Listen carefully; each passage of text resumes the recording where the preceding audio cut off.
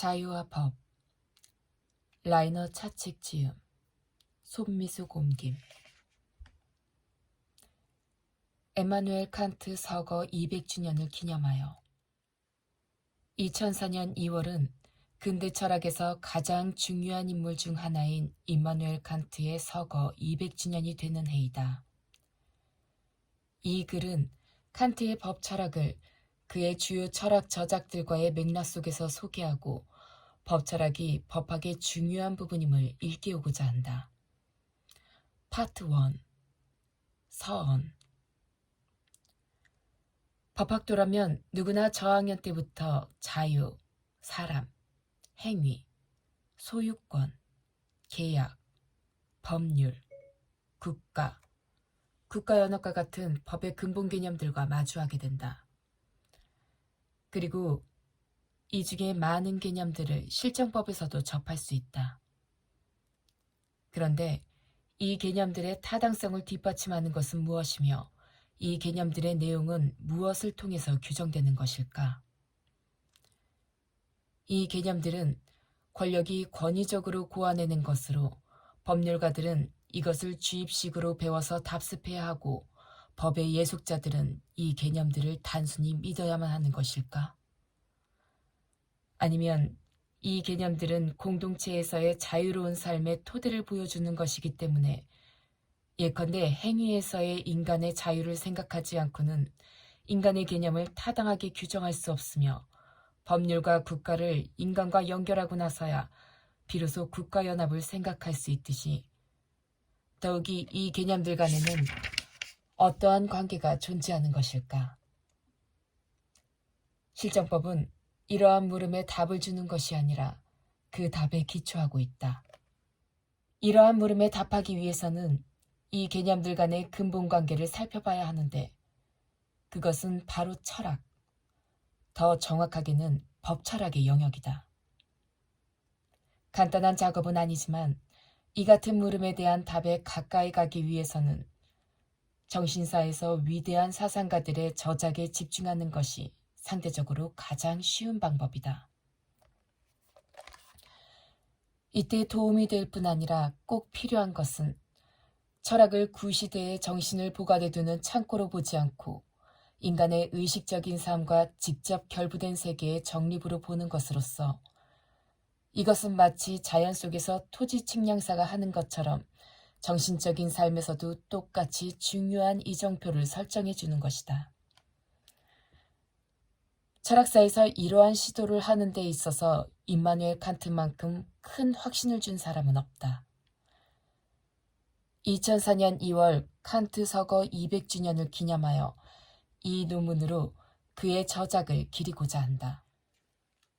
라틴어 어구인 사페레 아우데를 너의 오성을 사용할 용기를 가져라 라고 번역하여 이 문장을 계몽의 표어로 내건 사람이 바로 그였다.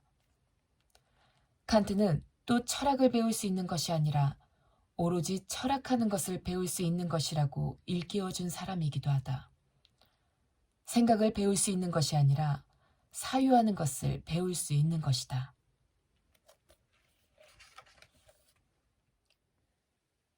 파트 2. 칸트의 삶.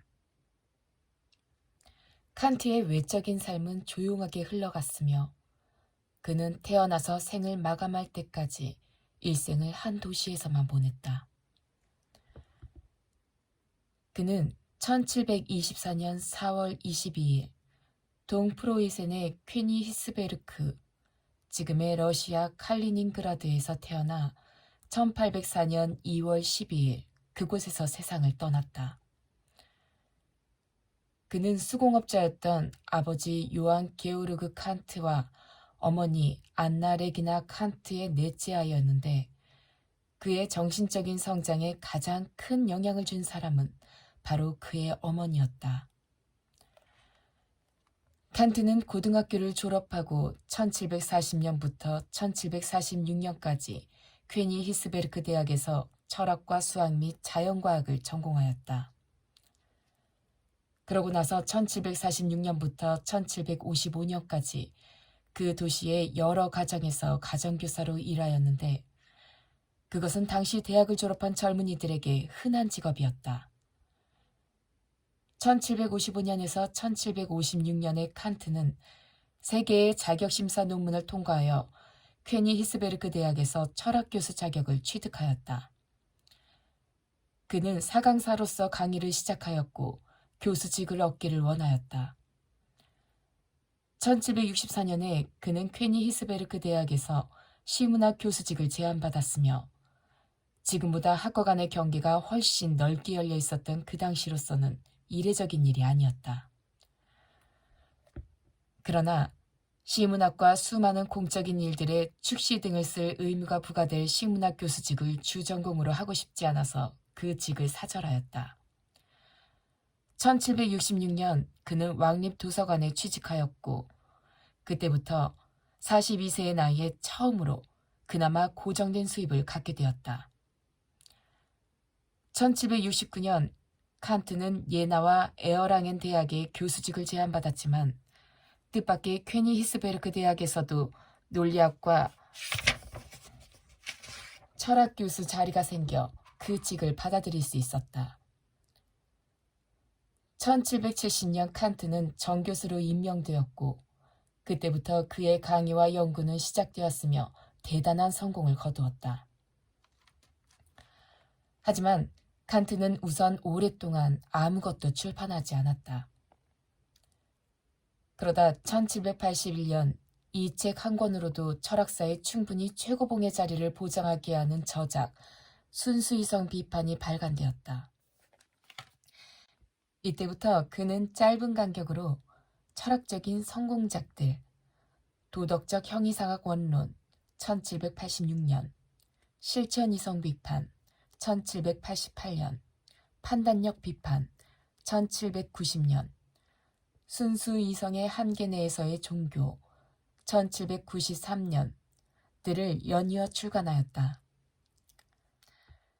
1795년과 1797년에 무엇보다 임마누엘 칸트를 법서에 접하게 되는 원인을 제공한 두 저작, 영구평화론, 그리고 제1장의 제목을 법론이라고 붙인 도덕형이상학이 출간되었다. 칸트는 1804년 2월 12일에 생을 마감하였다. 그의 장례식에는 수많은 시민들이 참석하였으며 12명의 학생들이 그의 관을 운구하였다.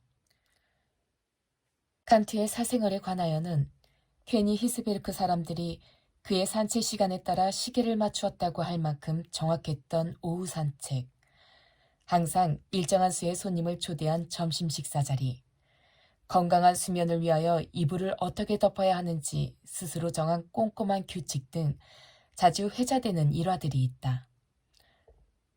이런 일화들은 칸트가 얼마나 호감을 주는 인물이었으며 또 얼마나 존경을 받았던 사람인가를 말해준다. 그렇지만 칸트 삶의 중심은 바로 그의 연구였다.